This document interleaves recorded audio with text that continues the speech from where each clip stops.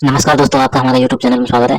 पशु परिचर के लिए हमने नई टेस्ट सीरीज चालू की है। 10 दिन में आप पशु परिचर की तैयारी कर सकते हैं। इसमें फर्स्ट रिवीजन द्वारा मॉडल पेपर तैयार किए गए हैं। आप मॉडल पेपर को जल्दी जल्दी 1 या 2 बार 3 बार जितनी बार हो सके फर्स्ट रिवीजन कीजिए और इसमें आप कम समय में अच्छी तैयारी कर पाएंगे। और आपने यदि अगर चैनल को सब्सक्राइब नहीं किया तो चैनल को सब्सक्राइब कर लीजिए, वीडियो को लाइक कीजिए, शेयर कीजिए। अब देखते हैं आज का हमारा अपना मॉडल पेपर।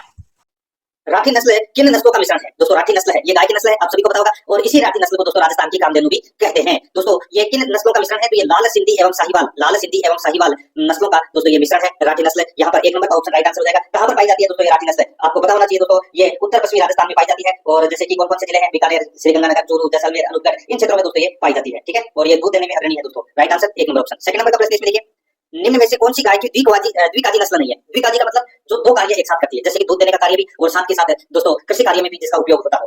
तो यहाँ पर देखिए काकरेज, राठी, मेवाती, थारपारकर। तो दोस्तों यहाँ पर आपको नाम दिखाई दे रहा है थारपारकर। ये जो थारपारकर है ये गोवंश की दुधारू नस्ल है। क्या है? दुधारू नस्ल है। इसका उपयोग दोस्तों कृषि कार्य के लिए नहीं किया जाता। बाकी यहाँ पे काकरेज, राठी, मेवाती, इन तीनों का उपयोग दोस्तों दूध के लिए भी किया जाता है और कृषि कार्य के लिए भी इसका उपयोग किया जाता है। यहाँ पर अपना इसमें 4 नंबर का ऑप्शन राइट आंसर हो जाएगा। नहीं है पूछा है इसलिए 4 नंबर ऑप्शन। ठीक है, आगे देखिए 3 नंबर का प्रश्न है। देखिए केटेलो, खच्चर और जेब्रॉइड किसके उदाहरण है? केटेलो, खच्चर और जेब्रॉइड किसके उदाहरण है दोस्तों? ये उदाहरण है किसके? तो ये उदाहरण है दोस्तों प्रजातीय संकरण के दोस्तों ये उदाहरण है। यहाँ पर 3 नंबर का ऑप्शन बिल्कुल सही हो जाएगा। जैसे कि मैं आपको बताऊं, खच्चर है ये गधे और घोड़ी के संकर से बना है। केटलो है ये दोस्तों अमेरिकन भैंसा सांड और पालतू गाय के संकर से बना है। और जो ये जेब्रॉइड है ये दोस्तों मादा जेब्रा और घोड़े के संकरण से बना है। यहाँ पर ये प्रजातीय संकरण के ये उदाहरण है। 3 नंबर ऑप्शन बिल्कुल सही। आगे देखिए 4 नंबर का प्रश्न है, बकरी में मध्यकाल समय होता है। बकरी में मध्यकाल का समय है वो दोस्तों कितना होता है? इसका राइट आंसर हो जाएगा दोस्तों ये होता है 24 से 48 घंटे। 24 से 48 घंटे होता है बकरी में मध्यकाल का समय। यहाँ पर 4 नंबर का जो ऑप्शन है उसका बिल्कुल सही हो जाएगा। और बकरी के मध्य चक्र की जो अवधि होती है वो होती है 21 दिन की। ठीक है, और बकरी का जो गर्भकाल है उसका जो समय है वो लगभग 151 दिन का होता है। ये भी आपको दोस्तों इसमें याद रखना है। यहाँ पर 4 नंबर ऑप्शन बिल्कुल सही, 24 से 48 घंटे। 5 नंबर का प्रश्न है, इसमें देखिए निम्न में से किस विधि के अंतर्गत है वीर्य को -196 डिग्री सेल्सियस तापमान पर तरल नाइट्रोजन में प्रधारित किया जाता है? बताइए कौन सी विधि के अंतर्गत है वीर्य को -196 डिग्री सेल्सियस तापमान पर तरल नाइट्रोजन में प्रधारित किया जाता है? इसका जो राइट आंसर हो जाएगा दोस्तों वो है इसमें कौन सा? बताइए। तो वो है दोस्तों इसमें क्रायोप्रिजर्वेशन विधि। इसके अंतर्गत दोस्तों ये प्रधारित किया जाता है। यहाँ पर 4 नंबर का ऑप्शन बिल्कुल सही हो जाएगा। और दोस्तों इस विधि के द्वारा वीर्य को दोस्तों 10 से 15 वर्षों तक वो भंडारित किया जा सकता है। ठीक है, याद रखना क्रायोप्रिजर्वेशन विधि। 4 नंबर का ऑप्शन बिल्कुल सही।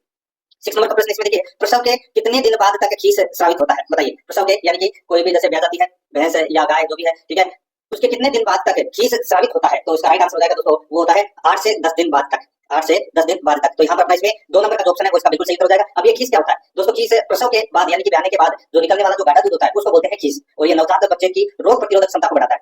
ठीक है, ये आपको इसमें याद रखना है। और बछड़े को उसके शरीर के वजन का 10% खीस है वो खिलाई जाती है। ये भी आपको याद रखना है। यहाँ पर 2 नंबर ऑप्शन बिल्कुल सही।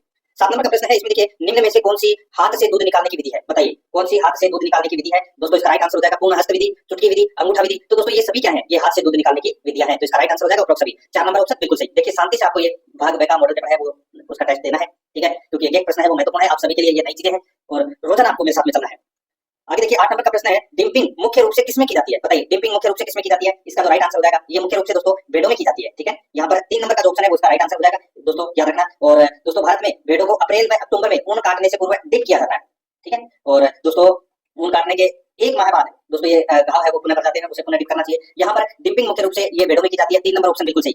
9 नंबर का प्रश्न इसमें देखिए, राजस्थान में कुक्कुट प्रशिक्षण संस्थान कहाँ पर स्थित है? बताइए दोस्तों ये स्थित है कहाँ पर? तो ये अजमेर में स्थित है दोस्तों, याद रखना। यहाँ पर 3 नंबर का ऑप्शन राइट आंसर हो जाएगा। आगे देखिए 10 नंबर का प्रश्न है, निम्नलिखित में से कौन सी प्रणाली मुर्गी पालन की सघन पद्धति से संबंधित नहीं है? कौन सी प्रणाली मुर्गी पालन की सघन पद्धति से संबंधित नहीं है? तो दोस्तों इसका राइट आंसर हो जाएगा। देखिए यहाँ पे गहरी बिछाली प्रणाली, बिछावन आहत प्रणाली, तार फर्श वाला घर प्रणाली, पोल्ट्री घेरा प्रणाली। तो दोस्तों ये मुर्गी पालन की सघन पद्धति से संबंधित यहाँ पे 4 नंबर का जो ऑप्शन है वो अपना इसमें राइट आंसर हो जाएगा। ये आपको इसमें याद रखना है। ठीक है, तो यहाँ पर ये जो पोल्ट्री घेरा प्रणाली है ये अर्ध सघन प्रणाली के अंतर्गत आती है। ठीक है, सघन पद्धति के अनुसार दोस्तों ये शुरुआत की थी। यहाँ पर 4 नंबर का ऑप्शन बिल्कुल सही हो जाएगा। आगे देखिए 11 नंबर का प्रश्न है, इसमें देखिए जैव चिकित्सकीय अपशिष्ट के निस्तारण हेतु कौन सी तकनीक उपयुक्त है? बताइए जैव चिकित्सकीय अपशिष्ट के निस्तारण हेतु कौन सी तकनीक उपयुक्त है दोस्तों? इसका जो राइट आंसर हो जाएगा वो है इसमें वशीकरण। कौन सा है? वशीकरण। यहाँ पर 2 नंबर का जो ऑप्शन है वो इसका बिल्कुल सही हो जाएगा। ये आपको इसमें याद रखना है। आगे देखिए दोस्तों यहाँ पे 12 नंबर का प्रश्न है, पशुओं के गोबर निस्तारण का सर्वश्रेष्ठ तरीका कौन सा है?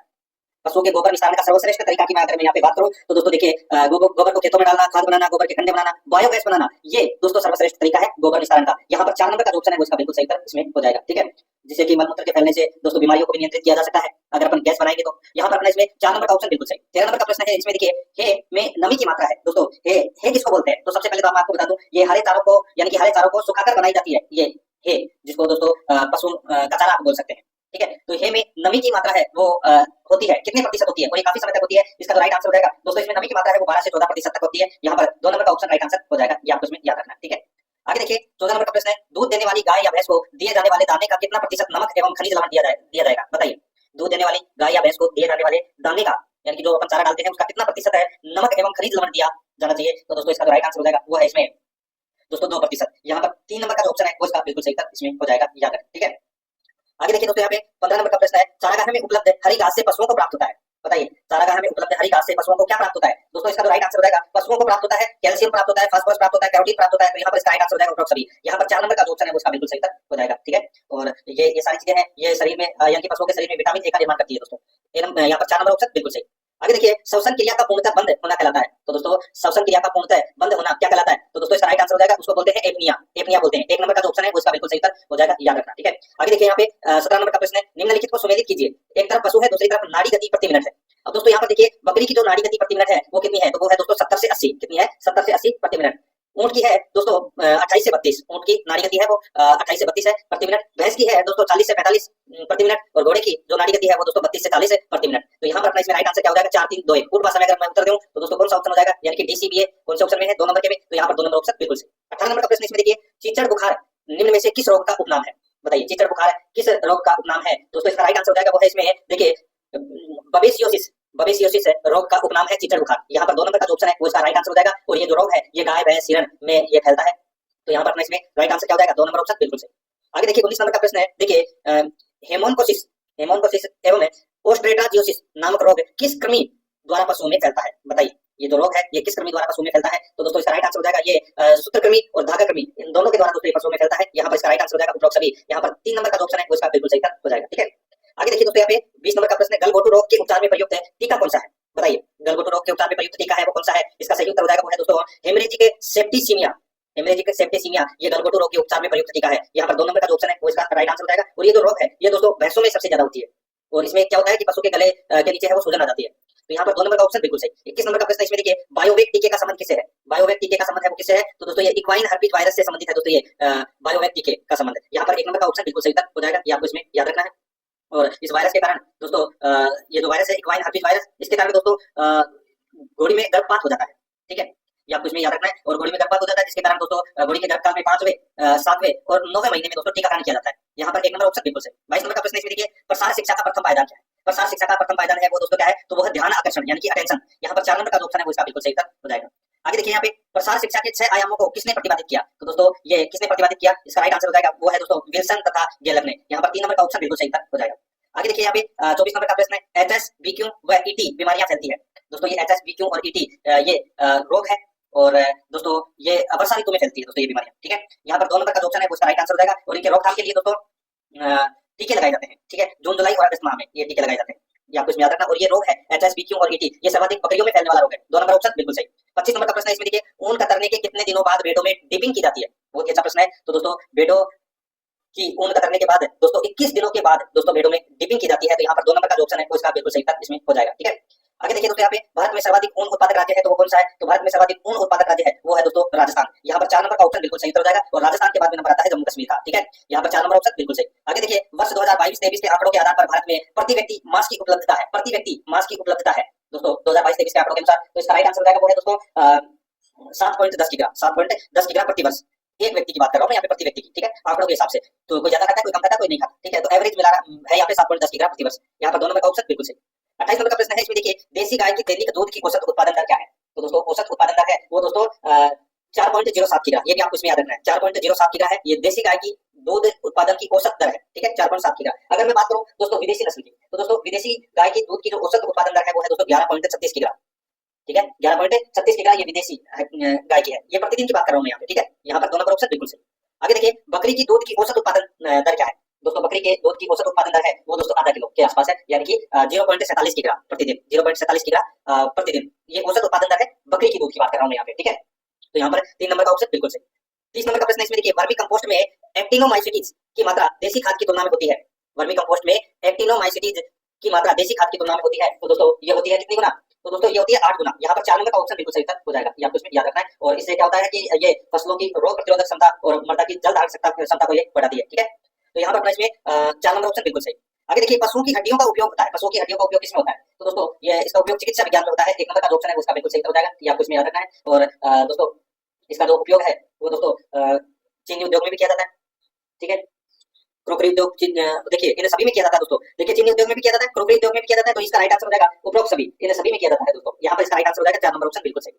आगे देखिए बछड़े के सभी अस्थायी अग्रचर्मण दांत निकल आते हैं। बछड़े में सभी अस्थायी अग्रचर्मण दांत निकल आते हैं। इसका जो राइट आंसर हो जाएगा दोस्तों वो है ये निकल आते हैं दोस्तों कितने दिनों में? तो दोस्तों इसका राइट आंसर हो जाएगा वो है 1 माह में। 1 माह में निकल आते हैं दोस्तों। यहाँ पर 4 नंबर का जो ऑप्शन है वो इसका बिल्कुल सही हो जाएगा। 12 दांत निकल आते हैं दोस्तों ये, ठीक है। यहाँ पर 4 नंबर ऑप्शन बिल्कुल सही। आगे देखिए गाय भैंसों की औसत आयु कितनी होती है? गाय भैंसों की औसत आयु है वो कितनी होती है? तो दोस्तों औसत आयु मानी जाती है गाय भैंस की 20 से 23 वर्ष मानी जाती है, ठीक है। 20 से 23 वर्ष मानी जाती है। यहाँ पर 1 नंबर का जो ऑप्शन है वो इसका बिल्कुल सही उत्तर हो जाएगा, ये आपको इसमें याद रखना है, ठीक है। आगे देखिए दोस्तों यहाँ पे 34 नंबर का प्रश्न है। केंद्रीय प्रदूषण नियंत्रण बोर्ड की 2019-20 की वार्षिक रिपोर्ट के अनुसार भारत में प्रतिवर्ष लगभग कितना प्लास्टिक कचरा उत्पादित होता है? तो कितना प्लास्टिक कचरा उत्पादित होता है 2019-20 की वार्षिक रिपोर्ट के अनुसार?